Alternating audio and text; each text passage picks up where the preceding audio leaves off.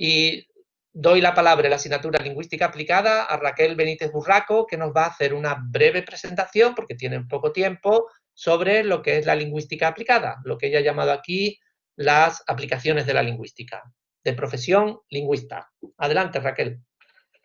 Hola, buenas tardes a todos. Algunos ya me conocéis y otros pues me iréis conociendo un poquito en este curso. Me he puesto la imagen, estoy muy favorecida porque con el curso que nos espera quizás nunca nos veamos caras completas. Igual que me gustaría ver las vuestras, pues realmente por lo menos que vosotros me conozcáis y me pongáis cara, aunque con la mascarilla estoy mucho más guapa, claro está. Veo que algunos de vosotros, los que no nos conocéis, no tanto a mí, sino sobre todo a Juan Pablo, pues un poco desconcertados quizá con la marcha de la asignatura. Yo os recomiendo un poco como él, que no os dejéis arrastrar por la marea de información. Yo he elegido este mapa conceptual para ilustrar mi clase, porque veo que de alguna manera también representa esa acumulación de temas y ese bombardeo de posibles aplicaciones de la lingüística que ahora mismo tenéis, y realmente hay tiempo, no tengáis estrés con eso, porque iréis encontrando seguramente en tanto cuadradito alguna aplicación que os llame, que os guste, incluso que en el futuro se convierta en vuestra profesión. Este título de profesión lingüista es un título que hizo un señor llamado Pairató, hizo un libro llamado así, y hace pues, 25 años, cuando yo empecé como vosotros, de alumna, ese era el libro que utilizábamos en esta asignatura. Es un título engañoso porque yo puedo tener de profesión la lingüística y dedicarme pues a la investigación de lengua poco conocida, o me puedo dedicar a la historia de la lingüística, es decir, que no toda la lingüística es aplicada, evidentemente. Los que habéis estado con Antonio o con Fran o con José Agustín en Lenguas del Mundo, pues vuestro conocimiento ha sido un conocimiento no aplicado de las lenguas del mundo, sino un conocimiento más bien descriptivo. Incluso a veces en primero, cuando habéis hecho esas prácticas que hacemos en primero de análisis morfológico, de análisis fonológico, es un ejercicio intelectual para comprender cómo funcionan las lenguas. Los que me conocéis y a los que os he dado clases, yo hablo mucho de la fábrica de chorizos. Y digo muchas veces que en nuestro cerebro hay una fábrica que no sabemos bien cómo funciona, pero que está claro que al final sale esto que nosotros estamos utilizando ahora mismo, que es el lenguaje o cada uno nuestra lengua. Vamos a suponer que yo ya tengo el hechizo, vamos a suponer que yo ya tengo esa lengua creada. Ya no me voy a preguntar tanto, aunque lo sigo necesitando, qué pasa dentro del cerebro antes de producir un mensaje, sino pues de alguna manera con todo ese conocimiento, ¿qué puedo hacer yo? Por eso yo, y voy a poner un poquito más grande esta pantallita que he creado. Sí, no te preocupes, Ricardo, que ahora hablamos. Pues realmente en esta pantallita que he creado, que voy a poner ahora un poco más grande, si es que me acuerdo cómo se ponía, aquí a la izquierda teníamos esto que va ampliando, pues en realidad yo lo he llamado resuelvo tu problema, porque todo lo que vamos a ver en este curso, todo lo que vais a ver en este curso es cómo con estos conocimientos que yo tengo o que los lingüistas vamos adquiriendo en colaboración con otras disciplinas, de hecho aquí lo pone, ¿no? Disciplinas periféricas, como dicen los autores del libro Invitación a la Lingüística. La lingüística hay un momento en el que empieza a buscar una utilidad. Es, yo quiero resolver un problema y ese problema está relacionado a alguna cuestión lingüística. Quizá un poco utilitarista la definición. Mi director de tesis, que fue el profesor que a mí me dio esta asignatura cuando yo era estudiante como vosotros, bueno, una parecida que había entonces, decía que era cómo ganar dinero con la lingüística, ¿no? Entonces, quizás esa definición es más materialista todavía, pero efectivamente la idea es resolver un problema de la sociedad, que no sea la ignorancia, ¿no? Resolver un problema que tiene la sociedad relacionado con las lenguas o con la lingüística. Y efectivamente, como está diciendo Juan Pablo, es muy necesario que haya expertos que sean capaces de abordar esos problemas, porque de la comunicación lingüística o del uso que hacemos de las lenguas surgen muchísimas cuestiones del mundo, de la convivencia y todo lo que vamos a ir viendo, ¿no? Claro, tradicionalmente hay un capítulo, hago un paréntesis, hago un capítulo de este libro que pongo aquí abajo, Invitación a la Lingüística, que es el que yo les recomiendo a mis alumnos de primero. En ese capítulo, que yo explico rigurosamente siguiendo el esquema de ese capítulo, el capítulo lo tenéis aquí porque realmente lo podemos fotocopiar, ya que cubre el 10% que la universidad paga. Este capítulo, que es de un libro introductorio de primero, yo se lo recomiendo a los chavales pues porque es un primer acercamiento. Tiene este esquema que os voy a compartir ahora.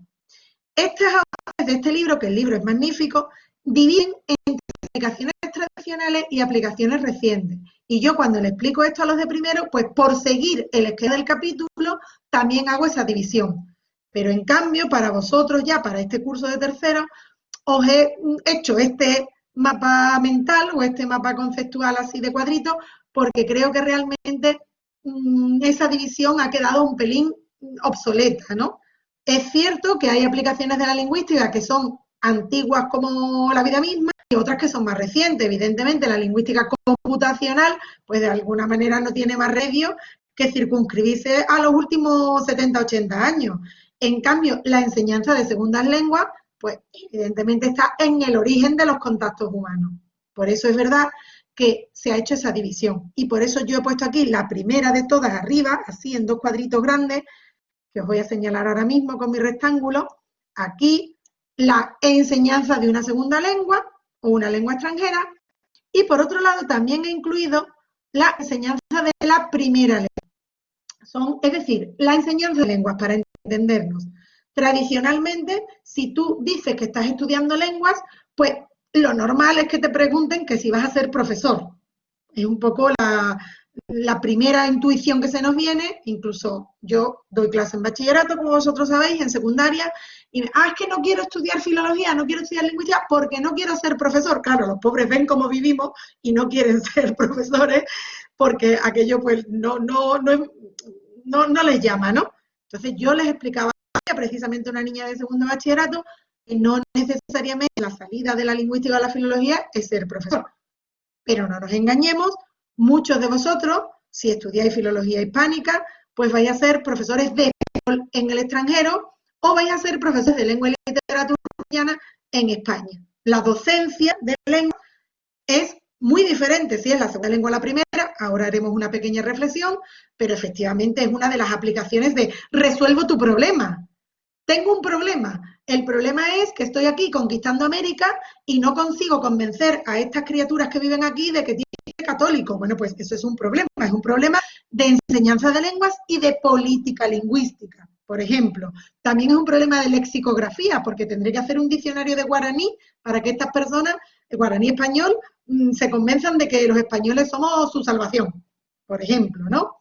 Con lo cual, realmente, el problema de comunicar con gente que habla otra lengua, es decir, el problema de la enseñanza de una segunda lengua es una aplicación muy tradicional de la lingüística. Cuando yo he tenido que impartir la asignatura que ahora imparte Juan Pablo, me encontré que la demanda principal de los alumnos era tratar este tema, la enseñanza de una segunda lengua.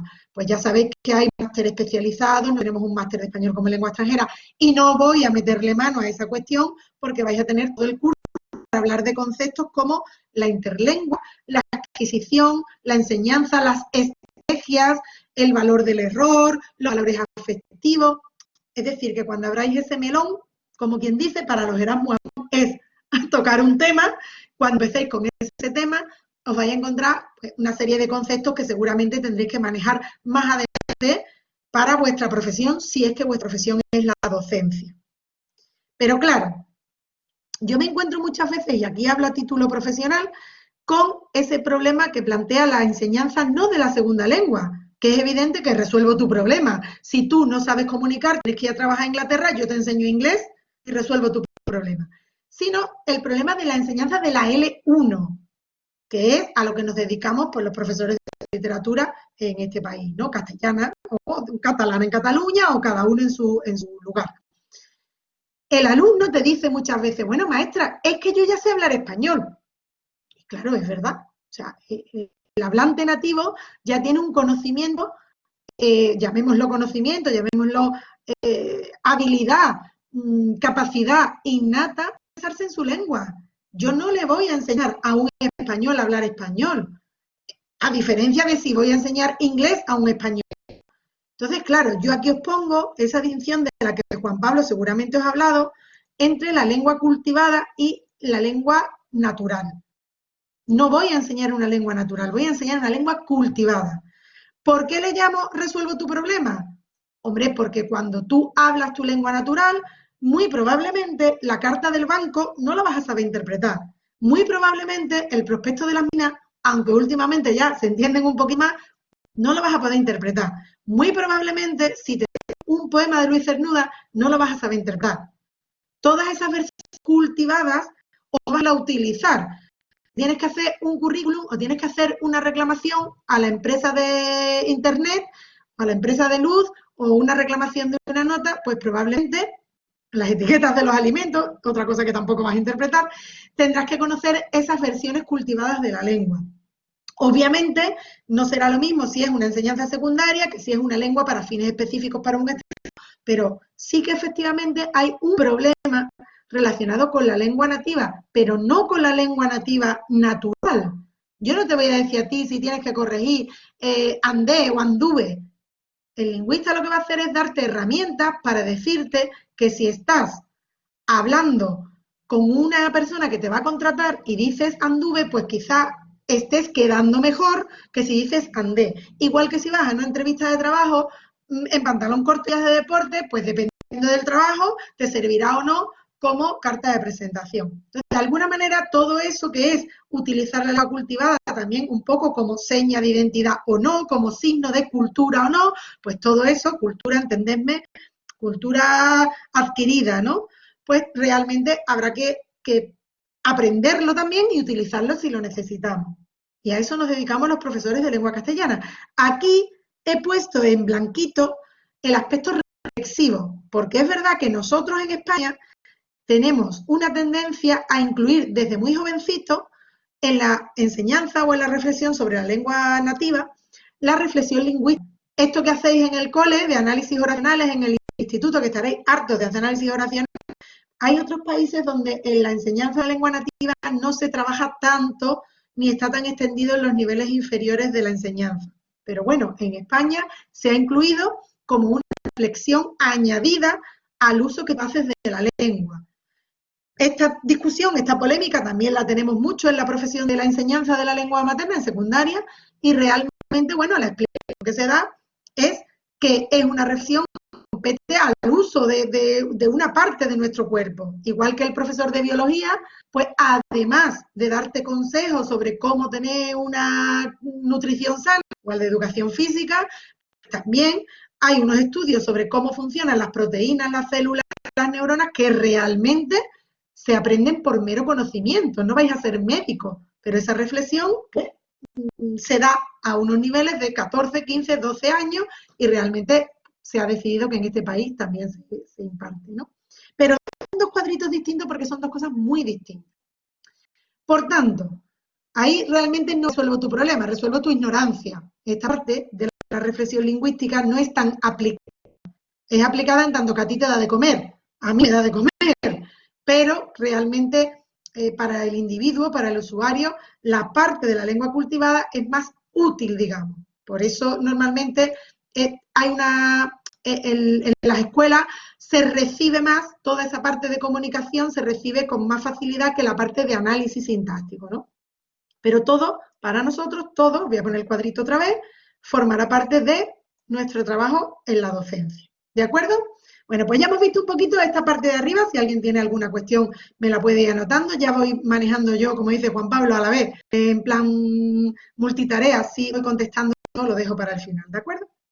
Fijaros, aquí a la derecha hay otra aplicación de la lingüística que cuando yo empecé a estudiar se decía que era lo que daba dinero. Insisto que lo de que da no me gusta plantearlo así, pero bueno, resuelvo tu problema.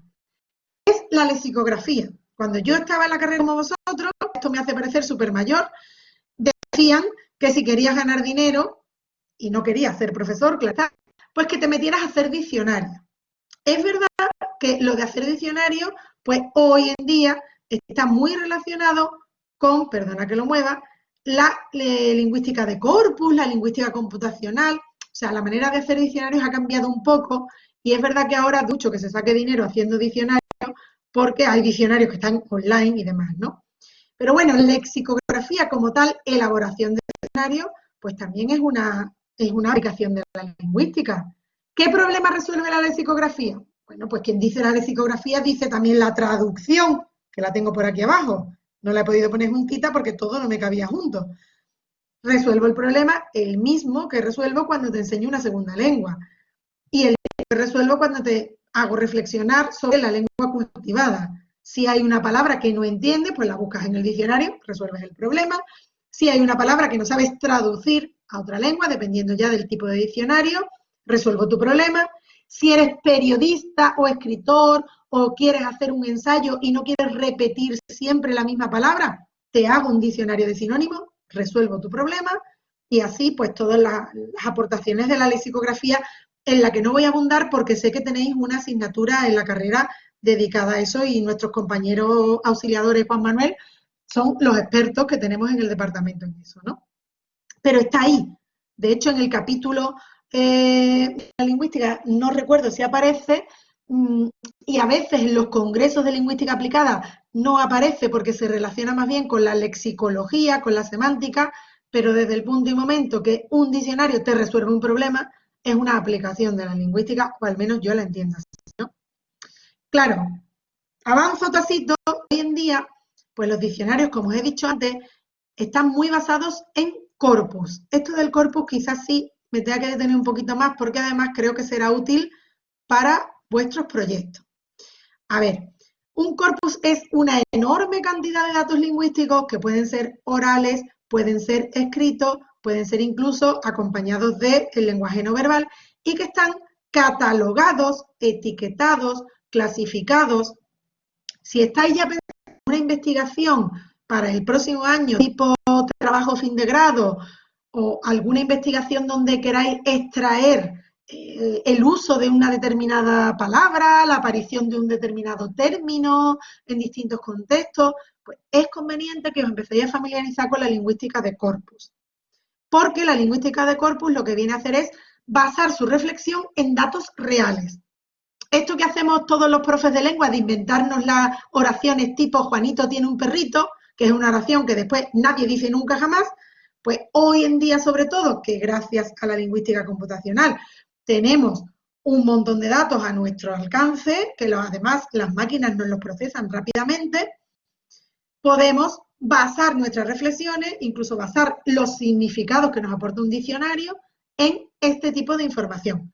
Realmente los traductores automáticos han mejorado muchísimo porque cada vez tienen más acceso a esa ingente cantidad de datos que hoy en día se utiliza mucho en la web como corpus. Hay un proyecto, se llama The Web as Corpus, la idea de que todo lo que está volcado en la web son datos lingüísticos que podemos utilizar y a partir de ahí podemos manejar datos reales. ¿Por qué he puesto la palabra corpus aquí y también la he puesto aquí abajo? Creo recordar que la puse aquí abajo donde pone traducción computacional.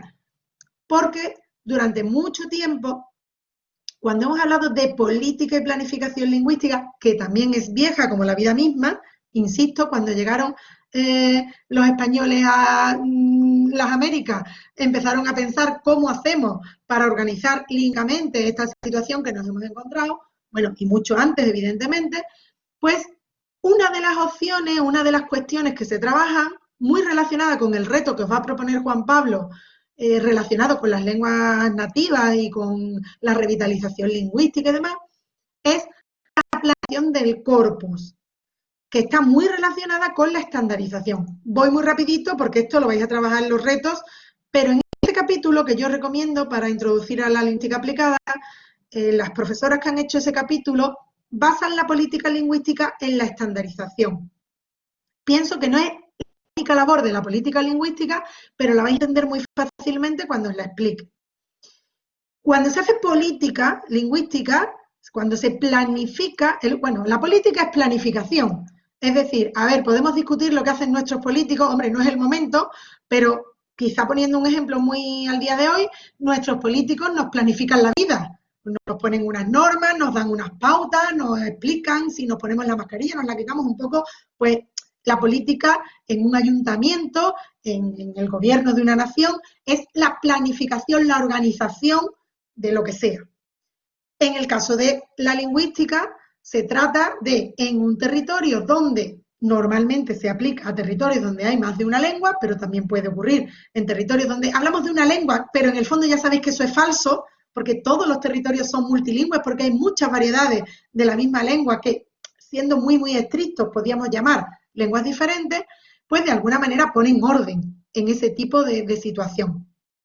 Y efectivamente, una de las cosas que deciden los políticos es, por ejemplo, en qué lengua o en qué variante de la lengua se va a impartir la docencia en primaria, en secundaria, qué tipo de lengua o qué variante de la lengua se va a utilizar para los medios de comunicación en un sitio, cuál es la lengua que va a utilizar la institución del gobierno, la justicia. Claro, nosotros a lo mejor pensamos en España, pensamos en las zonas que hay en España que claramente son multilingües, pensamos en Cataluña, en Galicia, pero hay países políticos, fronteras políticas de países donde hay 200 lenguas, 250, 80, 90. Entonces, realmente, evidentemente, todas las lenguas son igualmente dignas, evidentemente, todas las lenguas son igualmente válidas, pero también, evidentemente, no se puede publicar el mismo libro en 90 lenguas porque no es práctico. Entonces, ahí tiene que haber alguien que tome las decisiones. Ni puede haber 90 canales de televisión que digan lo mismo en 90 lenguas. Entonces, tiene que haber personas que vayan tomando esas decisiones que afectan a las lenguas. ¿Hasta qué punto un lingüista se puede colocar y tener un empleo como asesor de política lingüística y planificación lingüística? Pues mira, la verdad que no tengo ni idea.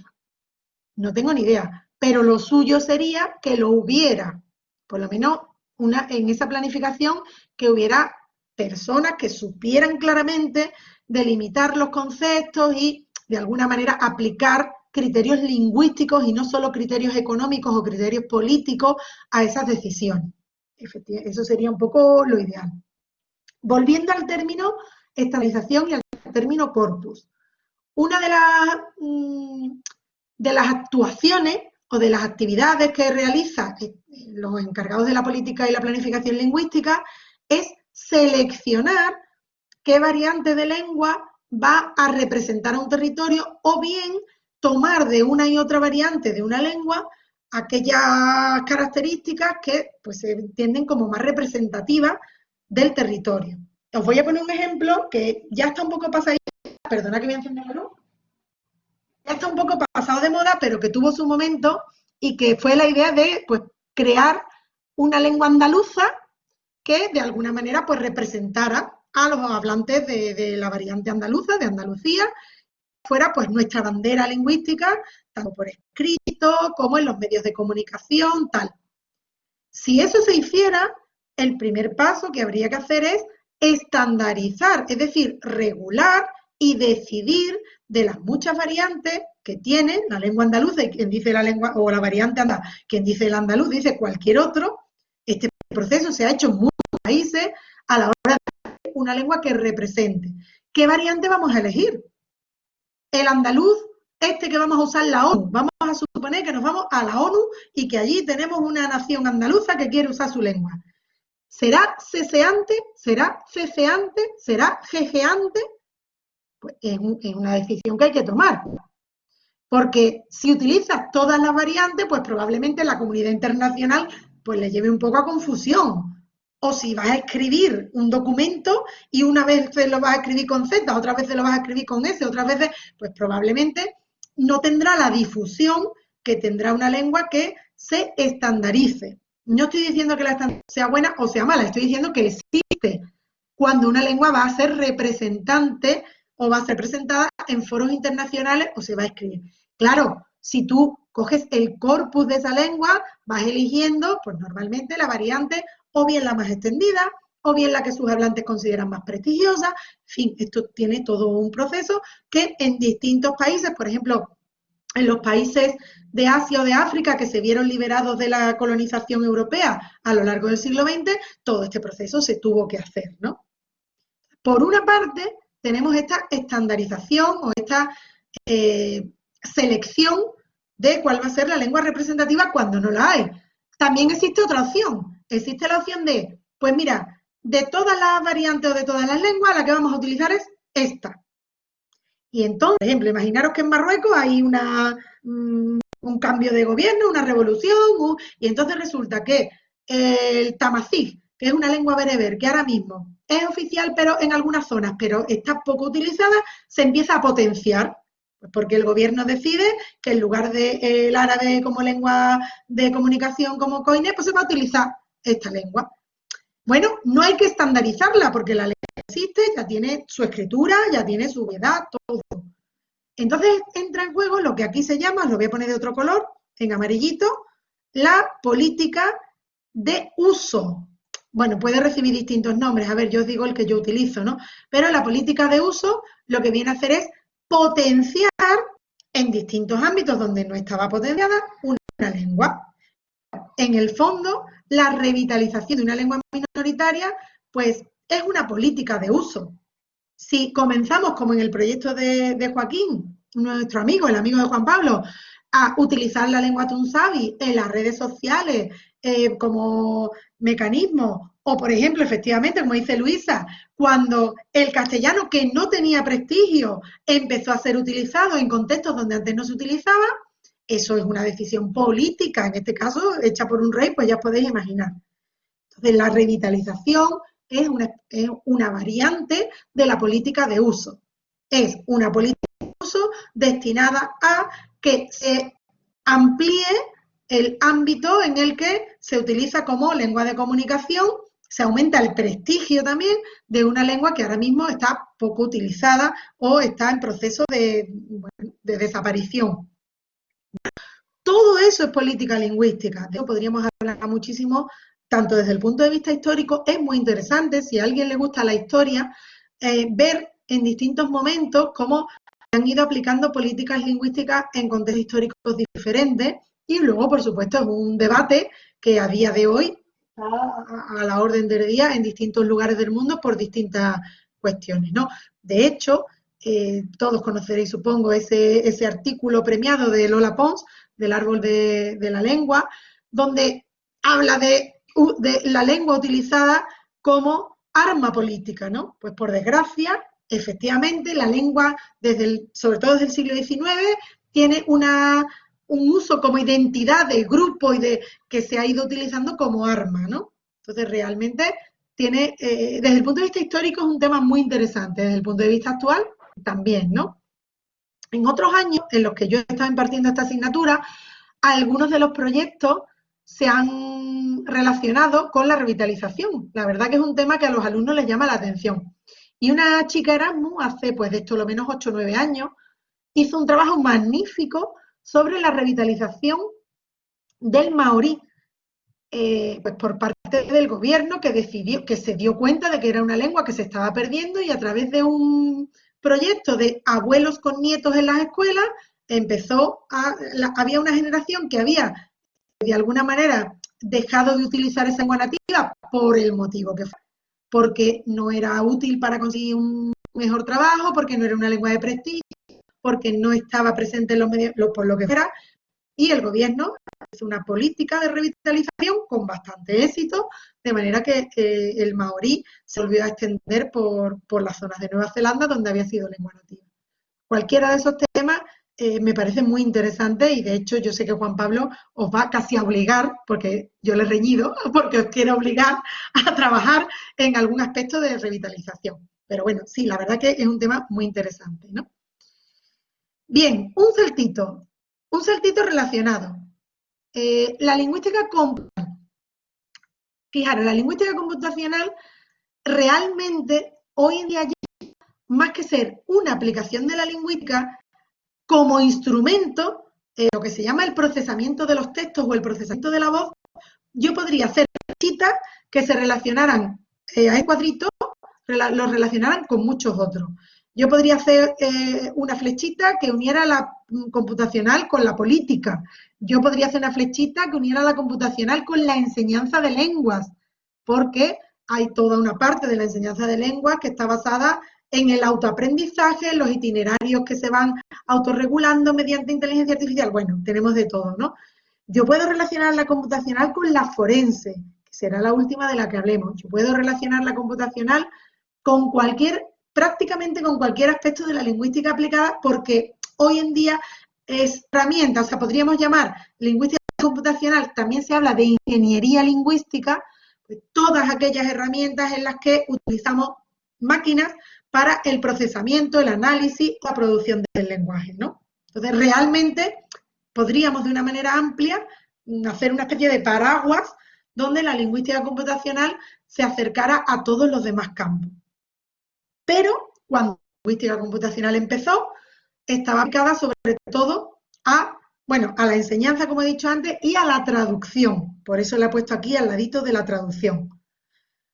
En un primer momento, y quien dice traducción, dice procesamiento y producción. Me explico. Si yo soy una máquina y yo tengo que traducir, pues yo tengo que hacer dos cosas, entender y crear. O sea, me entra un input de una lengua y saco otro input de otra lengua, ¿no? Un poco como lo de la caja china de ser, que seguramente habréis tratado en los cursos anteriores. Por eso, realmente la lingüística computacional, en un sentido estricto, se suele aplicar a lo que yo he puesto aquí en chiquinino, que se llama... Sí, es un tema enorme, Beatriz, pero es un tema muy árido. Voy a hacer un paréntesis al hilo del comentario de Beatriz. El primer año que yo di esta asignatura de lingüística aplicada, yo ahí, en plan a pasar la computacional, empecé por el tema de computacional. Y cuando iba por noviembre o diciembre, por poco no se me quitan todos los alumnos de la clase con sudores cayendo pero bueno, y aquí no íbamos a hablar de la enseñanza de lengua, porque realmente es un tema un poco... Supongo que Juan Pablo os pondrá en contacto con María, que es una antigua alumna nuestra. También el profesor Salguero tiene un proyecto de investigación dedicado al tema de la enseñanza de lenguas, pero os digo por experiencia que el tema del procesamiento y de la producción es un tema bastante complicado. Yo tengo que confesar que mi acercamiento ha sido la realización de un máster donde había, yo como alumna, hace 4 o 5 años, donde había algunas asignaturas relacionadas con esta cuestión. Y a mí, que me gusta, me ha costado bastante. Entonces, hay un tema en el que cuando uno se mete tiene que estar como muy apasionado y muy convencido y tener una cierta capacidad de abstracción, porque realmente pensar que la lingüística computacional se basa en la formalización del lenguaje natural. Entonces, la formalización del lenguaje natural es pues casi que un deseo de la lingüística formal. Chomsky, por ejemplo, era gran fan de los lenguajes formales, pero que realmente hay muchos aspectos del lenguaje que son muy de pragmática, de inferencias, pues que es bastante difícil de sistematizar. Si hicisteis con Juan Pablo, que creo que os dio clase hace 2 años, el ejercicio que él propone de la diátesis, el verbo que va pidiendo distintos papeles semánticos, pues todo eso se está intentando traducir a lo que se llaman redes semánticas para que de alguna manera la máquina en su procesamiento no tenga que jugar con caracteres. O sea, vosotros cuando buscáis en un buscador, en Google, por ejemplo, si yo pongo la palabra perrito, me va a sacar todas las páginas web donde aparezca pues la palabra perrito. Pero vamos a suponer que yo le he enseñado a la máquina que perrito es un mamífero, ¿ves? Y entonces resulta que cuando yo le pongo la palabra perrito, puede haber una página web donde se hable de distintas razas de perros, pero casualmente no aparezca la palabra perrito. Como yo ya he programado a la máquina, como quien dice, ¿no? Igual que un cerebro humano, a relacionar perrito con mamífero, pues todas las páginas que tengan la etiqueta.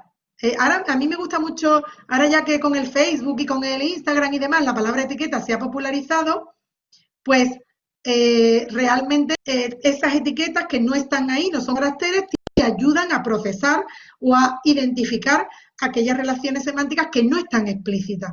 Contestando a Ricardo, la lingüística computacional sería aquella que utiliza una máquina, una inteligencia artificial, le he puesto aquí IA, porque hoy en día decimos IA, utiliza una máquina para el procesamiento y la producción del lenguaje. ¿Vale? Realmente esa sería mi definición. Aquella aplicación de la lingüística en la que se utiliza una máquina, quien dice máquina dice inteligencia artificial, se programa un ordenador para bien procesar el lenguaje o bien producir el lenguaje. Por eso yo aquí he puesto sistema de diálogo, porque el diálogo no es cosa que el procesamiento y la producción.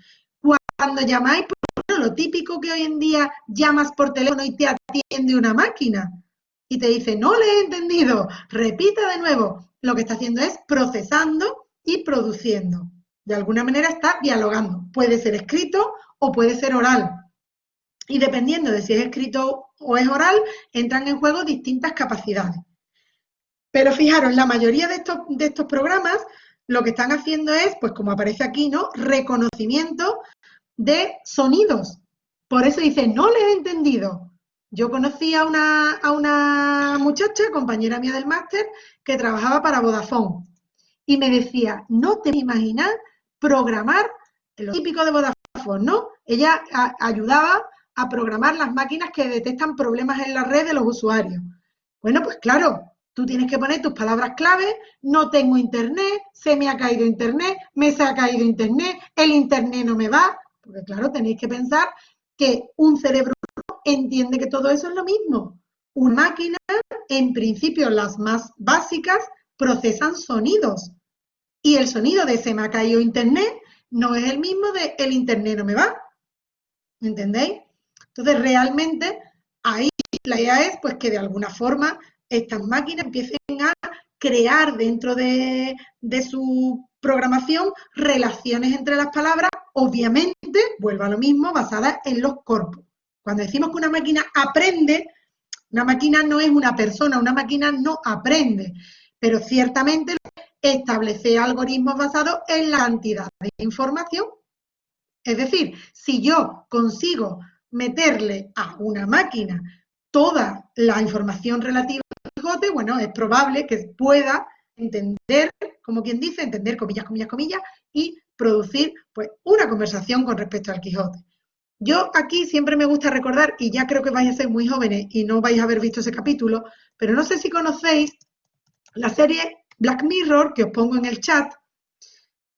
Pues creo que el primer capítulo o el segundo de esta serie, que era un poco inquietante, pues hablaba de una empresa donde recogían toda la información, sí, está en Netflix, toda la información, pero vamos, yo la vi, pues no me acuerdo quién me la dio, porque yo no tengo Netflix.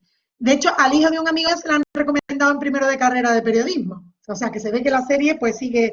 Yo me vi solamente la primera temporada. Y ese capítulo, que seguramente María lo recuerda, claro, es inquietante, porque hay un capítulo en el que una empresa, cuando se muere un ser querido, crea un algoritmo, una máquina, que con toda la información que esa persona ha volcado en la vida, en sus redes sociales, es capaz de hablar con el que se ha quedado vivo, ¿no? Imagina que se muere, pues yo qué sé, vuestra pareja, y entonces, como habéis estado poniendo en las redes sociales durante 40 años toda la información, hay una opción en la que tú llamas por teléfono y dices, ay, cariño, ¿te acuerdas cuando estuvimos en Grecia? Y entonces el otro le sigue la conversación. Sí, es verdad, qué bonita aquella playa en la que nos hicimos una foto.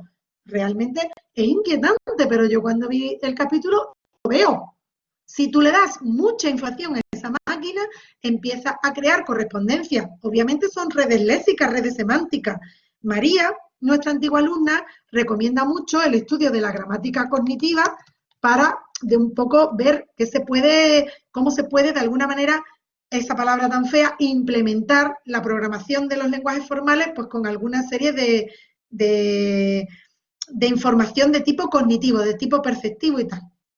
En fin, todo esto es todo un mundo en el que os podéis imaginar que no tiene fin. Pues, hoy en día no tiene fin. Ya os digo que no tiene fin. Nosotros siempre hablamos de nuestra antigua compañera mía, Pilar Manchón, que es una máquina en este mundo.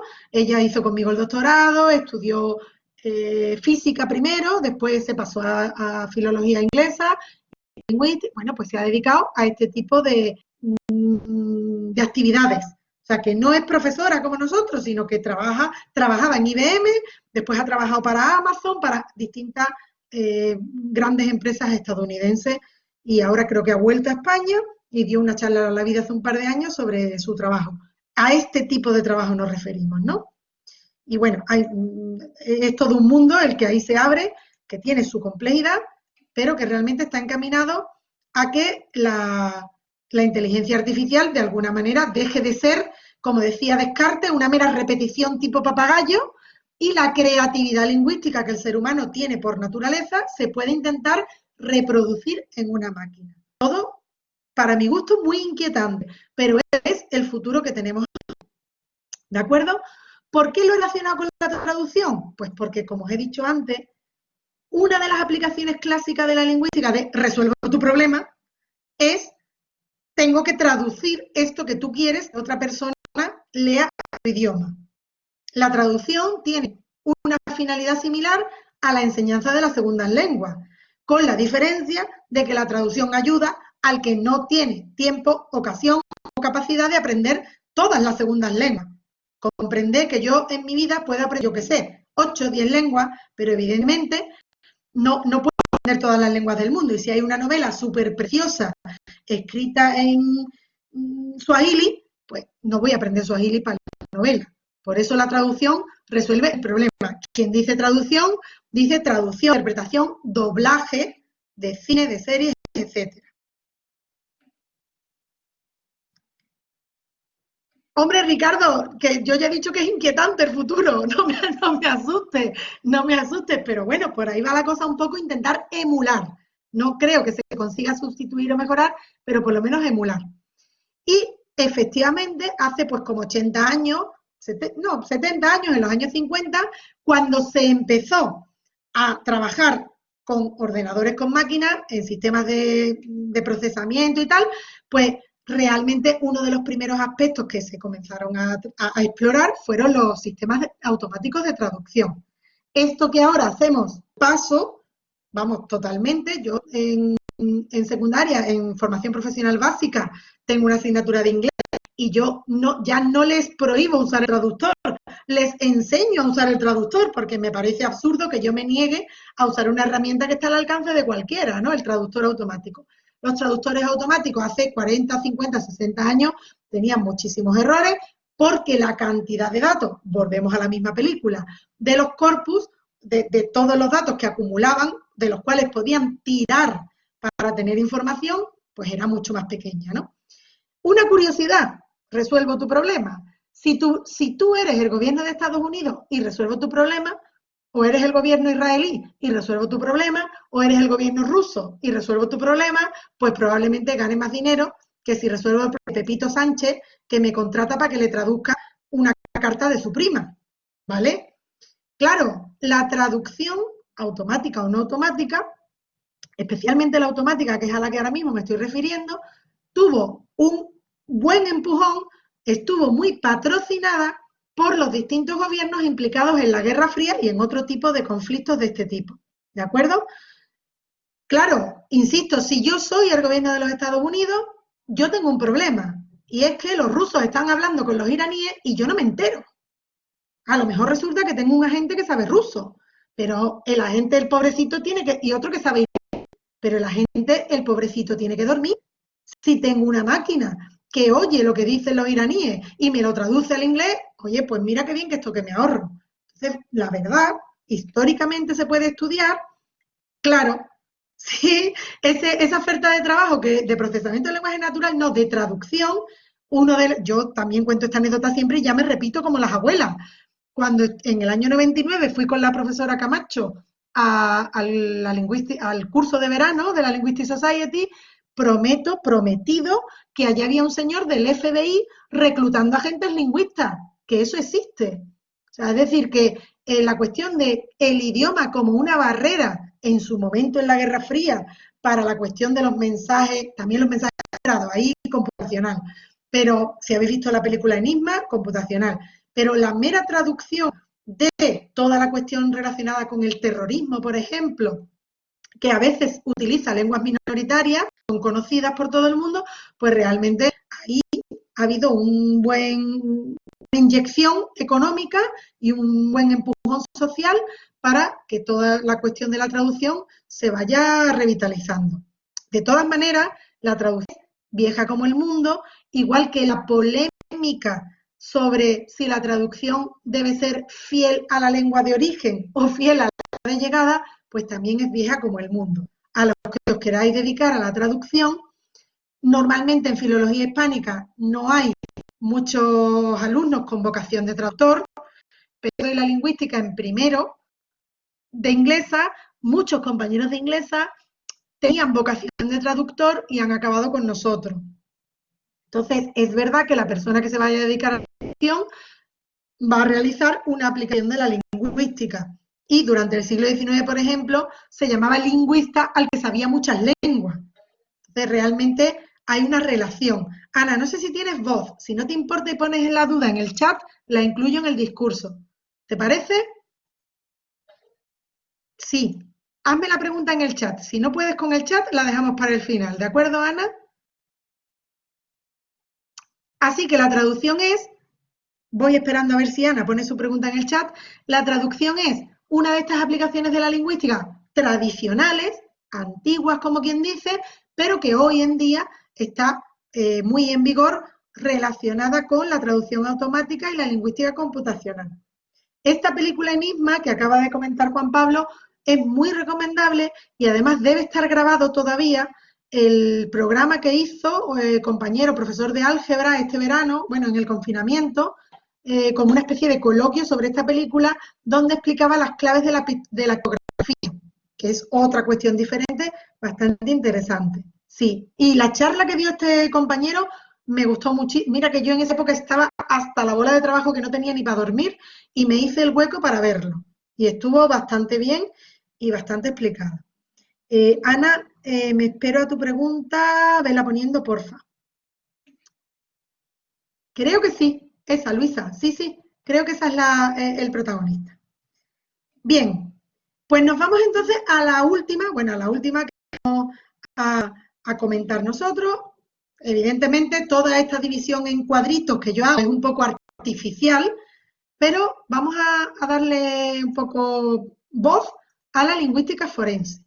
Aquí voy a hacer propaganda, porque esto es actual, pero así me ha parecido un poco, no sé, una cuestión del destino, que justo ayer estuve viendo, os voy a compartir una página que tengo aquí, estaba leyendo un poco, poniendo al día el Twitter del departamento, bueno, el Twitter del área, porque yo dije que me iba a encargar del Twitter del área y la verdad que a veces me cuesta un poco a eso, pero lo hago. Y estaba viendo que una profesora había recomendado esta entrevista. Entonces, bueno, os la pongo porque me ha parecido muy casual que nosotros hoy fuéramos a hablar de lingüística aplicada y esta chica, que no conozco de nada, que no es amiga mía, que no me paga nada, que se llama Sheila Geralt, pues ha montado una empresa de lingüística forense. La lingüística forense, por mi experiencia de mis alumnos de lingüística aplicada, es una aplicación de la lingüística que llama bastante la atención. Por relativamente novedosa, aunque sus fundamentos están relacionados con todo lo que hemos ido hablando, pero sí es verdad que, bueno, pues creo que a los alumnos les llama la atención, porque es un poco el CSI de la lingüística, ¿no? No es hablar con los muertos, como dice esta chica en su entrevista, a mí me lo han dicho alguna vez, pero eso de forense, ¿qué? ¿Hablar con los muertos? No, hombre, no. La forensic linguistics, en su término, digamos, anglosajón, es lo que también se llama lingüística probatoria. Es decir, aquella en la que el lingüista aporta pruebas para la resolución de un caso, de un juicio o lo que sea. Pues igual que el médico forense aparece allí en el estrado en las películas explicando si el muerto comió potaje o comió churros antes de morir, pues de alguna manera el lingüista con sus aportaciones como experto puede ayudar en la resolución de un caso. Así, en plan fantástico, pues puedes ayudar a resolver un caso de secuestro, por ejemplo, ¿no? Porque puedes intentar descubrir por la voz del secuestrador, pues si es de un sitio o otro, o puedes intentar descubrir si un supuesto suicidio es suicidio o es asesinato, ¿no? Porque esa nota de suicidio, el lingüista puede intentar analizar que hacen que sea real o no sea real y esa persona no se pensara suicidar y tal. Entonces, eso es un poco la versión más apasionante, ¿no? Más peliculera de la lingüística forense. Evidentemente, la realidad siempre es un poquito más prosaica y bueno, pues esta chica explica los distintos casos que ha ido resolviendo. Pero efectivamente, la identificación, lo pongo aquí, la identificación es uno de los aspectos que se trabajan, la lingüística, saber si una nota escrita o una nota de voz o un mensaje es o no es de la persona que creemos que es, o intentar, si es anónima, establecer rasgos que nos sirvan para identificar a el que haya cometido el delito, ¿no? Hay una escritora que como escritora no me gusta especialmente, pero se llama Rosa Rivas, que es filóloga, y tiene algunas novelas policíacas donde pues, la protagonista es filóloga y hace ese tipo de cosas, ¿no? Y vive en Alemania y en sus novelas a veces pues habla de el agente lingüista también, porque hay otros países donde sí que hay a veces pues algún experto lingüista como apoyo de la policía y demás, ¿no? Y efectivamente, si estáis atentos a la policía, se puede perfectamente ayudar a la resolución de un caso, ¿no? Pero es verdad, como os decía antes, que muchas veces pues, los casos son más prosaicos, tipo, bueno, es que mi ex me ha amenazado. Entonces, pues vas allí con tus WhatsApp y hay alguien que va, de alguna manera, interpretando si eso realmente puede ser una amenaza, si puede no serlo, si hasta qué punto la interpretación que se da a los mensajes es la que, ¿cuál es la interpretación que se debe dar para aquella consecución o no del delito, ¿no? Otro campo en el que se está trabajando mucho, en este caso, porque vende, porque es resuelvo tu problema, es en el campo de la autoría. Esto, por ejemplo, con la lingüística computacional y el análisis de corpus, se está estableciendo la autoría, por ejemplo, en literatura, de manuscritos encontrados que, pues, igual que un experto te dice si el cuadro es de Van Gogh o no es de Van Gogh, un experto te dirá si el documento es de Cervantes o no es de Cervantes. Imaginaros que yo de repente llego diciendo que me he encontrado en la casa de mi bisabuela un manuscrito de Cervantes. Evidentemente me puedo forrar, claro, pero ahí hay una serie de expertos que igual que los expertos de pintura, de escultura, de cualquier otro tipo de van a determinar la autoría. Y últimamente, bueno, y por supuesto están los plagios famosos de que sí, como dice Sheila Queral, de que si la tesis de Pedro Sánchez, de que si el libro de Ana Rosa Quintana, etcétera, ¿no? Claro, la autoría no se determina por el uso de determinados elementos léxicos llamativos, de es que Cervantes usaba mucho la palabra personaje, sino por otro tipo de utilización pues, de conectores, de preposiciones. Evidentemente, el juego de la autoría no va por los elementos léxicos del vocabulario más característico, sino que va por las propias... ¡Ay! Gracias, Concha, sino que va por la propia creación de las oraciones, de los periodos, de tal, ¿no? Sobre eso también hay algún trabajo bastante interesante. Y como cuadradito menor, os pongo aquí en una esquinita, porque es lo menos apasionante, por lo menos desde mi punto de vista, está el análisis del discurso legal. Esto, por ejemplo, en los países anglosajones, la lingüística forense se orienta más a la lingüística probatoria. El análisis específico del discurso legal, del lenguaje legal, se hace más o está más relacionado con la lingüística forense de los países mediterráneos, de los países que han heredado la tradición del derecho romano y demás. Realmente, si ves una tesis o una investigación de lingüística forense en Estados Unidos, no es fácil que se dedique al análisis de leyes. En cambio, en España, en Italia, en Francia, sí que eso se da más. eso que nos puede parecer buenísimo y que probablemente nosotros no hacemos como filólogos o no nos solemos dedicar a esto como filólogos, pues hay una especie de vacío porque los estudiantes de Derecho realmente no tienen una asignatura, ni tienen una formación específica, a menos que después ellos se especialicen con el máster de lingüística forense. Y es verdad que a veces, efectivamente, hay congresos, hay cursos, pero no forma parte de la troncal, digamos, o no forma parte de la base del estudio de los que luego son abogados, jueces y demás.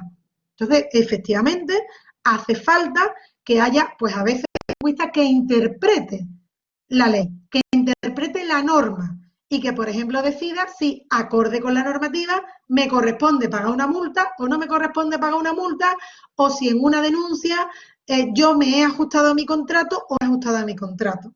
Esto que se dice de los contratos hay que mirar la letra pequeña, pues evidentemente forma parte del análisis del lenguaje legal. Mucho cuidado con el uso de los conectores, con las is, con las os y con todo ese tipo de expresiones que, pues como quien dice, tienen trampa.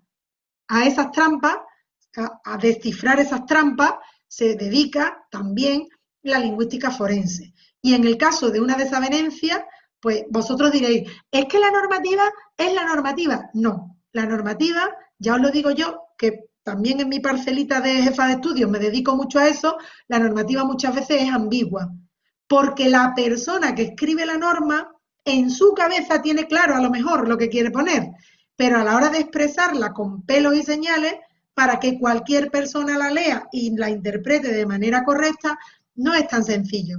Yo le pongo a mis alumnos un mini desafío con una serie de instrucciones para usar un ascensor y les pedía que redactaran un cartel para colgar en ese ascensor, de manera que no hubiera duda sobre quién tenía que usarlo y quién no. Y normalmente los alumnos acababan haciendo unos carteles súper largos porque no era fácil sintetizar las normas que yo le había dado del uso del ascensor en una o en dos oraciones. Entonces, realmente, en los textos legales, las normativas tienen su mejilla, como quien dice, y evidentemente suponen un problema que muchas veces hay que resolver. El problema de la interpretación de las leyes. Por eso existen los jueces, porque su interpretación vale más que las demás. En el ámbito de la educación, que es el que yo controlo, en mi profesión, mi interpretación, porque soy la jefa, es para lo único que sirve, va por encima, digamos, de la interpretación que haga un tutor de segundo de la ESO. Pero la interpretación de mi director va por encima de la que hago yo. Y la interpretación del inspector va por encima de la que hace el director. ¿Eso por qué es necesario? Porque la norma es ambigua muchas veces.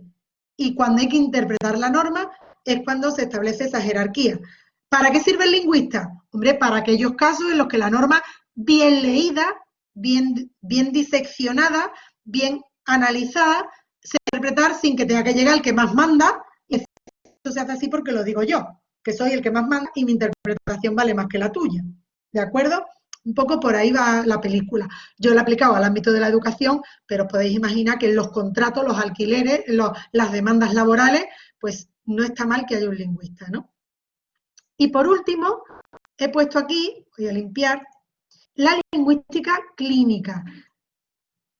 El análisis del discurso político sería una aplicación lingüística si lo hacemos aplicado. Es decir, si yo analizo el discurso político como puedo analizar el discurso académico, el discurso periodístico, digamos como mero ejercicio descriptivo, es lo que se llama lengua para fines específicos. Pero efectivamente, si yo analizo el discurso político, por ejemplo, para descubrir las falacias de un político o para descifrar las promesas falsas que hay en un programa electoral, también sería una aplicación lingüística.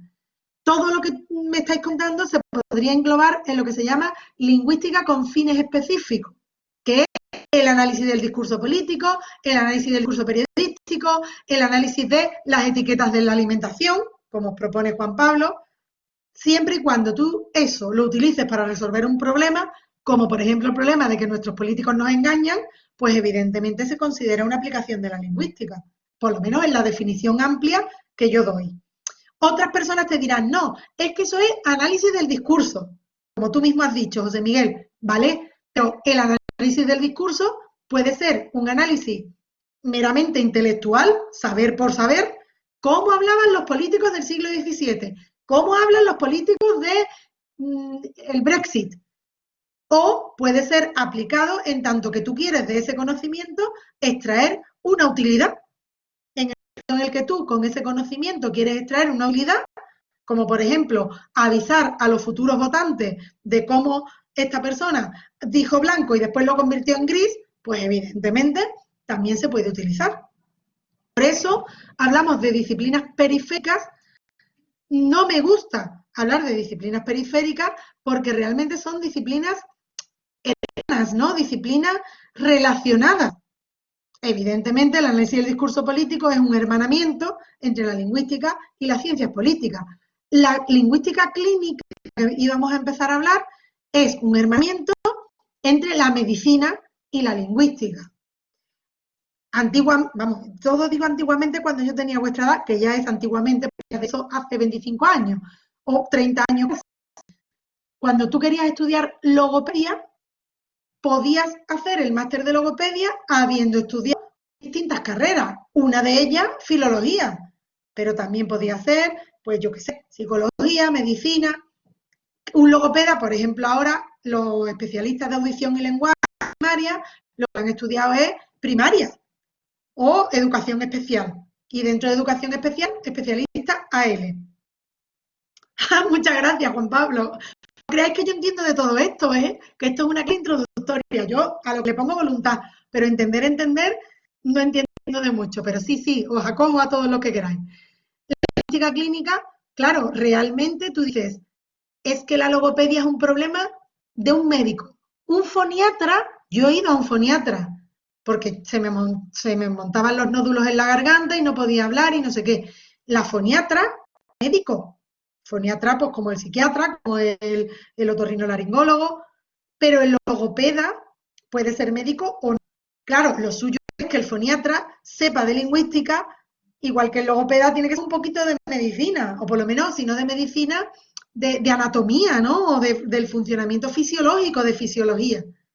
La lingüística clínica, por ejemplo, que estudia muchas otras cosas, he puesto el ejemplo de la foniatría, ¿no? Ahí, por ejemplo, el experto es Antonio, mi hermano, que es biolingüístico, o sea, se dedica a la biolingüística, es biólogo y también lingüista, y claro, él cuando ve un trastorno lingüístico, como puede ser una disfasia, una afasia, lo que sea, nosotros, los lingüistas, incluso yo como profesora de secundaria, veo los síntomas, pero mi hermano, actualmente un logopeda, no tiene por qué haber estudiado lingüística como carrera, pero evidentemente en un máster o en su grado de logopedia, según cómo ahora esté estructurado, que no sé exactamente si es grado máster, creo que hay las dos cosas, efectivamente, pues tendrá una asignatura, por ejemplo, de fonética y fonología. Es imposible que seas logopeda si no sabes fonética y fonología.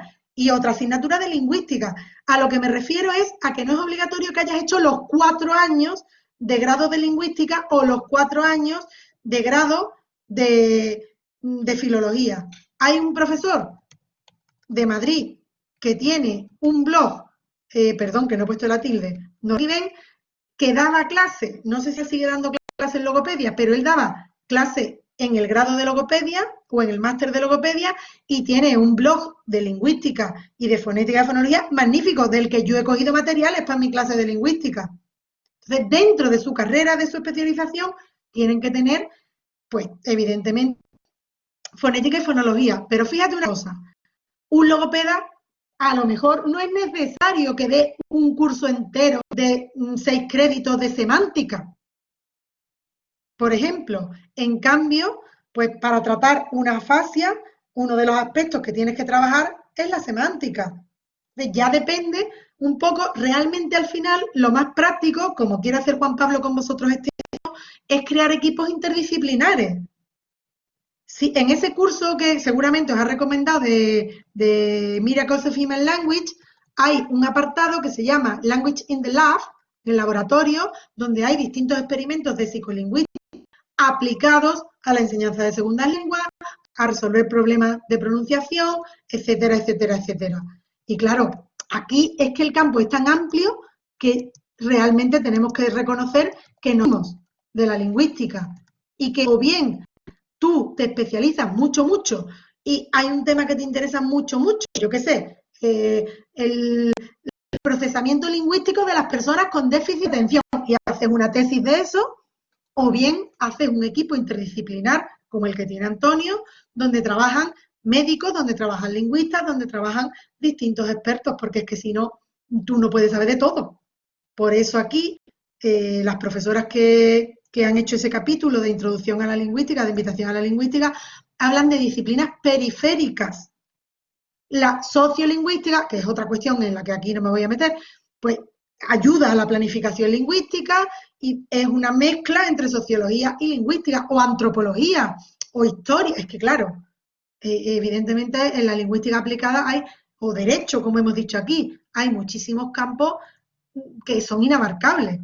Yo recomiendo, y es al último saltito que doy, aquí os he puesto las siglas AESLA, porque os recomiendo que os vayáis a la página de la Asociación Española de Lingüística Aplicada y veáis la cantidad de temas que en los distintos congresos se van tratando.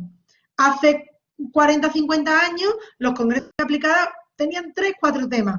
Ahora, todo esto de lo que yo estaba hablando está requete multiplicado por los distintos subcampos y porque, bueno, cada vez se está extendiendo más estos diferentes estudios y esa puesta en común que significa un congreso. El último congreso de AILA se tuvo que aplazar por el tema del coronavirus, después finalmente se va a hacer, si no recuerdo mal, de forma telemática y quizá podáis acceder a las presentaciones también para inspiraros para vuestros proyectos. Que digáis, pues mira, hay un proyecto que hace unos itinerarios de aprendizaje de segunda lengua gamificados, basados en el juego, donde el aprendizaje se va potenciando según tus errores, te crea itinerarios alternativos. Pues eso es real, eso lo he visto yo, ese proyecto. Inspire para que vosotros también vuestros proyectos hombre, yo qué sé, los insertéis un poco en la realidad de la lingüística aplicada de hoy. Aunque bueno, para eso vuestros profesores, tanto Juan Pablo como la profesora Camacho, os irán un poco orientando para ir los pies en el suelo. Yo les decía a ellos que sobre todo lo que más controlo y lo que más manejo es mi profesión, que es ser profesora de secundaria. Con lo cual, cualquier cosa que hagáis en ese campo, en la medida que yo pueda, no tengo ningún problema en haceros de profesional, porque es mi profesión. No tengo reparo en decirlo, es lo que me da de comer, es a lo que dedico el día entero y evidentemente hago muchas guardias de recreo para lo que no hay que saber lingüística, pero evidentemente también todo lo que sé de lingüística lo utilizo en mi profesión, ¿no? Todo, o medio todo, o casi todo, o muchas de las cosas que he aprendido en la lingüística. ¿Vale? Y con esa recomendación, que echéis un vistazo a la Asociación Española de Lingüística Aplicada, bueno, termino de hablar para que me podáis preguntar lo que queráis o para que os contestemos entre los dos o por si seguís teniendo dudas del tema de la clase y cómo se va a organizar la clase o para lo que vosotros queráis. Sí, claro, Ángela, lo que queráis. Sí, lo que pasa es que yo tengo una visión muy particular. Juan Pablo lo sabe. De hecho, Raquel dio una charla en temas de lingüística, dejo ya para que se te vea la cara, yo voy a compartir también vídeo. ¿Detenemos la grabación para que no sea tan larga? ¿O detenemos la grabación o dejamos las preguntas también? Preguntas, se darán el diálogo, porque yo te voy a hacer una pregunta y que os mandaré la grabación porque ahí Raquel le dio consejos a los alumnos de cuarto sobre la profesión de profesor de secundaria. Ella lleva 20 años, lleva ya dando clases en un centro de secundaria. Y luego, si alguno hacéis algún proyecto que queráis hacer de enseñanza y lo queréis aplicar a secundaria, la podéis usar como experta, aunque ahora este cuatrimestre seguramente va a estar inspirada, pero lo podéis escribir, quedar con ella y que os asesore, Sí, ¿vale? realmente yo voy a tener bastantes horas de tutoría de estas online que cuando queréis cualquier cosa que os haga falta. Es verdad que a lo mejor en tercero no es el momento todavía de orientarte hacia esa profesión que es como la más sencilla o la más, pero que si alguien lo tiene súper claro, pues evidentemente sí, todo lo que podáis hacer en ese sentido os ayuda. Se te ha olvidado hablar de lenguas artificiales, de Conlang, de lenguas creadas. Mira, tiene toda la razón. pero lo tenía pensado, te voy a enseñar otra vez el dibujito. Un momentito, Luisa. Yo tenía eso pensado, a ver si ahora me acuerdo cuando hemos dicho de la segunda y he dicho, ¿lo meto o no lo meto? Pero efectivamente tengo un problema, estoy haciendo una serie sobre unos reinos donde la gente se pelea y se mata para conseguir el poder y quiero que los hablantes de esos distintos países o reinos hablen lenguas diferentes. Pues evidentemente es una aplicación. ¿Vale? Sí, aquí en la política de planificación podríamos hablar de la creación de lenguas artificiales para ciudades o países que son irreales, se podría incluir también. Claro, tú lo dices por mi proyecto con mis alumnos de primero, ¿no? Claro que alguno que te haya tenido siempre construye una lengua artificial. Me han Sí, los dicho, obligo a todos. me ha dicho Lola Pons que en su intervención mañana en la SER, no sé en qué programa habla ni a qué hora, pero va a hablar de lenguas artificiales, de creación de lenguas artificiales, y me preguntó qué es lo que hacen los alumnos de primero, entonces le expliqué lo que hace Pues Raquel. no me ha preguntado Lola, no me ha preguntado Lola, mira que tiene mi móvil. No me ha preguntado. Lo que me pregunte se lo cuento.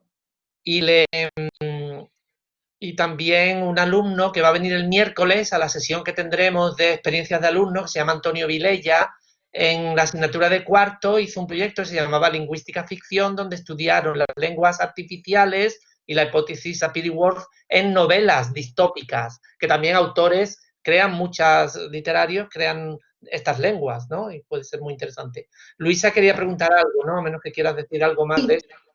Y además está intentando hacer de eso su profesión, tiene unos cursos, ¿verdad? Que volvemos a lo mismo, ganarse la vida como inventor de lenguas, se puede. No es una profesión muy extendida, pero se puede. Mm, Luisa, y estaba por ahí también Ana, si no recuerdo mal, aunque no sé si le dio a levantar la mano sin querer. mm. Luisa, habla tú primero. Hola, buena. Que ¿Tú a ver, puedes? que yo Hola. tengo dudas sobre el tema de que otras personas de otras facultades nos ayuden con el proyecto, porque yo, por ejemplo, tengo amigos en psicología que están ya en tercero, pero digo yo que tendrá que ser que tenga usted algún convenio con un profesor de alguna asignatura, ¿no? Porque, no sé, no demasiado tienen ya ellos con su carrera como para yo encima meterlos en una asignatura de otra, entonces no sé muy bien cómo va el No, tema de... has leído mis mensajes, os he invitado a una clase de psicología esta mañana, de tercero, Sí, de pero entonces psicometría, no he estado en y casa. os he puesto, mira, justo estaba escribiendo esto, mira esa página de esa clase. Es un profesor que se llama Vicente Manzano, tiene un grupo de terceros, no sé si tus compañeros tienen suerte o tus amigos tienen suerte de tenerlo a él, pero si tus amigos lo tienen a él, les va a plantear como obligatorio que colaboren con vosotros en vuestros Vale. proyectos. Vale, pues voy a preguntar a mis amigos si conocen a alguien o si ellos lo tienen para que se unan a mi trabajo al proyecto de lingüística forense. Luisa, tú estás planeando lingüística forense. ¿Aplicada a qué en concreto? ¿Tienes ya algo en mente? Pues todavía no lo sabemos porque, o sea, tengo ya un grupo de 4 personas más la otra chiquilla, no me acuerdo quién ha dicho que él estaba interesada también, que a esa no la conozco, y todavía no nos hemos puesto a investigar, pero sabemos que queremos sobre ese tema. Y sobre todo ahora Vale. con lo que ha estado hablando Raquel me ha interesado más todavía, vamos. Ah, muy bien. Mira, Raquel, para ha servido tu charla. Te comento otra Y no cosa. A es lo ver, mío, ¿eh? lo comento a todo general porque lo he puesto también aquí. Y os lo he dicho ya en algunos mensajes. Mirad, los profesores que estamos planeando esto de que podáis colaborar con alumnos de otras facultades, estamos poniendo mucho trabajo, tenemos mucho interés en que lo hagáis, porque, como os ha dicho Raquel, va a ser muy enriquecedor que tengáis gente que piense distinto a como pensáis vosotros y que vea y que sepa de cosas que vosotros no sabéis. Los alumnos de psicología, los de tercero y sobre todo los de cuarto, de análisis cualitativo, saben mucho de estadística, de hacer test, de hacer pruebas, los de cuarto de cómo hacer un análisis cualitativo, entrevistas y cómo hacerlo. Si colaboráis con ellos, vais a aprender sobre eso que luego para vuestro TFG os va a venir genial. Por eso os recomiendo a todos los que por ahora estáis haciendo ya grupos de 5 personas, si os vais con un grupo de 5 personas y pedís que uno se meta con vosotros de psicología, a lo mejor lo conseguís. Pero es más fácil si os dividís en un grupo de 3 y en un grupo de 2, hacéis ofertas y que 2 de psicología o 2 de educación o 2 de traducción de Vigo. Concha Bá es la profesora que ha dicho adiós, a la que hemos saludado. Ella está en Vigo y tiene alumnos de traducción de primero. podéis, entonces vais a ver, yo quiero que todos intentéis esto de la cooperación interdisciplinar. Que vemos que no funciona o que los equipos no funcionan, pues ya tendremos tiempo de dar un giro y hacer otra cosa, pero intentad hacer eso. Claro, exactamente, lo que hacen los alumnos de psicología es tener que medir a aquellos que estáis investigando y ellos aplican lo que tienen que aprender de psicometría. Esa es la idea, ¿vale? No va a ser fácil, nada de esto de la cooperación, pero lo mismo tampoco es fácil cuando cooperan los alumnos españoles con los Erasmus. Y siempre hay un montón de problemas de comunicación intercultural y en los equipos sucede de todo, pero luego el enriquecimiento mutuo por ver las cosas de manera distinta, de gente de otras culturas y vosotros, es lo que mejor ha funcionado en esta asignatura tradicionalmente. Como este año tenemos muy poquitos Erasmus, Ricardo, hay 3 o 4 personas solo, no vamos a poder tener equipos heterogéneos en ese sentido y los quiero hacer heterogéneos con alumnado de otras facultades y de otras especialidades. Ricardo, ¿tu pregunta? Sí, ¿La Ricardo. quieres hacer con audio? Sí. Sí, yo creo que el mío es un problema de comunicación intercultural general. Yo soy italiano y no sé cómo funciona realmente lo del proyecto del curso, así que quería preguntar cuál es el fin de este proyecto y básicamente cómo funciona generalmente lo de los grupos, porque la verdad que no lo entendí muy bien, tampoco leyendo el programa de la asignatura. No sé si te mandé, creo que te mandé de una de tus, Mavi Ugolini, una chica italiana que estuvo el año pasado, que estuvo en mi asignatura en el segundo cuatrimestre de primero y cuarto y que trabajó en varios de estos proyectos. Ella va a venir el miércoles a la clase esta que he invitado a gente, ¿vale? Para que veáis los Erasmus. Ahora al principio estáis totalmente perdidos, pero a medida que vayáis empezando, ahora lo más importante y lo único, porque en realidad hasta el lunes que viene no vamos a empezar, estos son aperitivos, lo único que tenéis que ir pensando de todos estos temas que os hemos propuesto y que aparecen ahí en la página de psicometría y los temas que os ha planteado aquí Raquel, ¿en qué os gustaría trabajar? ¿Cuál es el tema? Que puede estar orientado a lo que tú quieras hacer en tu profesión en el futuro. ¿Tú para qué estás estudiando? ¿Qué estás estudiando en Italia y qué te gustaría ser cuando seas un profesional de la lingüística? Vale, yo estudio lengua, literatura, cultura y traducción de lengua extranjera. Y básicamente mi orientación principal sería la de intérprete, pero a nivel de trabajar para el Estado. O sea, sería, yo qué sé, en las anágrafes centrales de inmigrantes y esas cosas cuando llegan para acogerlo en un nuevo Estado, donde acaben de llegar, en su nueva casa. Pues Tú mira, piensas, Ricardo, por lo menos yo me lo planteo así y siempre me suele funcionar. Tú has detectado un problema. O sea, si tú quieres aportar algo a ese campo es porque tú ves que perfecto no es. Entonces tú, por ejemplo, habrás detectado que ese tipo de personas cuando llegan a un país nuevo tienen unos problemas de traducción, unos problemas de multiculturalidad o de shock intercultural y tú quieres abordar ese problema, pues busca personas que estén interesadas también en trabajar el problema. Y a lo mejor resulta que, como dice Juan Pablo, el problema no es exactamente el mismo en Italia que en España, pero sí tiene puntos en común. Y tú buscas un problema y te puedes dedicar a pensar qué puedes aportar tú dentro de 5 años, dentro de 4 años, para resolver ese problema. ¿Has entendido el planteamiento?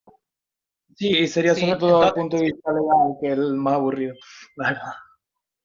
Bueno, no importa, desde todos los puntos de vista. Sí, búscate un reto, un problema, algo. Intenta buscar compañeros de la clase que se quieran unir a ti, contigo, que no encuentras en la clase o encuentras en la clase, pero busca también de las otras facultades que se van a unir a este proyecto, ¿vale?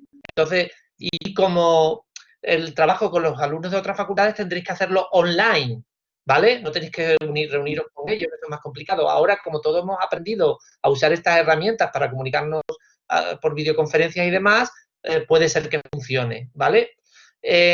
Mirad, le acabo de poner a Ricardo porque he visto la página web hay ese webinario que van a tratar temas de enseñanza de español a migrantes, que van a tratar, y está en portugués. Si podéis entender portugués, yo creo que será fácil, porque creo que lo están haciendo para que la gente aprenda portugués. Va a haber distintas conferencias y demás. Echarle un vistazo. Que hay alguna que digáis, uy, esto me puede interesar.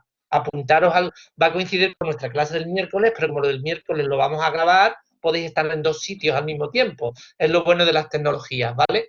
Y perdona, ya nos estamos pasando de tiempo, pero os quería hacer una última pregunta, porque he visto también que nos ofertan talleres de cuestiones de salud, de las relaciones de género. Y mirad los 5 talleres que nos ofertan, ¿vale? Quería preguntaros, porque a mí me encanta invitar a gente y demás, y esto está relacionado, hay 2 que están claramente relacionados con lingüística aplicada, lo veis ahí en el chat, mirad el chat, y os voy a hacer un sondeo.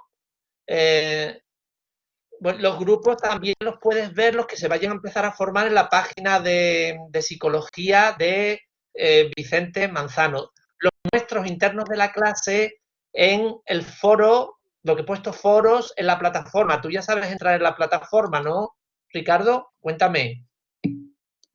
Vale, pues en la plataforma hay un foro donde la gente está pensando temas. Tú también puedes añadir un tema si ninguno te convence, ¿vale? Bueno, mirad, elegir uno de esos 5 talleres que he puesto ahí en el chat, ¿vale? Mirad los títulos, ahora tenéis que poner el número del 1 al 5. Lo voy a lanzar ya, inicio. Creo que ya os debe salir, ¿no? Sí. Y mirad en el chat lo que correspondería a cada número. El 1 es violencia en el noviazgo y violencia de género. Ese no tiene mucho que ver con nosotros, la verdad. Número 2, estereotipos, mitos de amor romántico, sexismo. Ahí estaría el tema del sexismo lingüístico, no sé cómo lo van a tratar. Número 3, ciclo de violencia de género. Número 4, violencia a través de las nuevas tecnologías de información y comunicación. Ese tiene que ver enteramente con nosotros, ¿vale? Porque eso tiene que ver todo con el lenguaje. Y 5, repercusiones con la salud. Votar. Os muestro ahora al final la respuesta, quedan 20 personas por votar y ya nos podemos marchar, ¿vale? Y terminamos la clase. Venga, 19 personas, 18. Y yo voy a pedir uno de ellos para a ver si me lo dan para el viernes, ¿vale? Si me lo dieran para el viernes ya completamos la semana. Es voluntario, es opcional, nadie tiene que venir, solo si le interesa el tema, que venga. Igual que tenemos el jueves de las etiquetas alimentarias, ¿vale? Si tenéis alguna pregunta más antes de irnos, plantearla por el chat, ¿vale? Porque quiero que ahora la gente vote. No hay examen. Si miráis, por favor, leeros el proyecto docente, veréis que quien no quiera todo esto porque esto le supere, puede hacer un examen. Eso sería la opción de examen. Yo os recomiendo a todos que hagáis evaluación continua y en la evaluación continua, evaluación por portafolios y diario individual, ¿vale? Eso lo tenéis todo en el proyecto. De todas maneras, Sí, mira, María, si se parecen 2 proyectos, no pasa absolutamente nada. Quedan 9 personas por responder, ¿vale? Cuando queden 5 lo muestro. Podéis colaborar, porque cada uno le vais a dar un ángulo distinto. Y, de hecho, os digo incluso que también podéis dividiros vosotros para intentar captar gente de otras facultades y crear 2 proyectos. Si estáis 2 proyectos, 2 equipos trabajando hacia lo mismo, vais a llegar más lejos si intentáis con el examen, mirad, esto mejor lo hablamos el lunes cuando empecemos oficialmente. El examen es que tú te prepares la asignatura por tu cuenta, estudies el temario, lo que ha contado Raquel muy brevemente hoy, y hagas al final un examen. Esa es la otra opción, pero no lo recomiendo, se enriquece, se aprende mucho más con esto de la evaluación continua. Ariadna me pregunta, a ver, si te divides en 2 proyectos le vas a poder dedicar menos tiempo a cada uno, pero si crees que tienes tiempo porque tengas ahora pocas asignaturas y demás, yo te puedo permitir estar en 2 proyectos o estar haciendo un seguimiento al segundo proyecto, ¿vale? Sí, puedes intentar combinar, eso, lo que te ha dicho Raquel. Aunque Ariadna, yo creía que a ti te interesaba el tema de la lengua tunsavi, la lengua mexicana, la lengua de la lluvia. Bueno, muestro respuestas. Quedan 7, pero como ya no tenemos mucho tiempo, ha ganado el número 4 por muy poquito. Claro. Si cuando invitemos vemos que nos gustan como lo hacen mucho, los invitamos para el 2, para otro día, ¿vale? Bueno, perdonad que me he pasado de tiempo, paro ya la grabación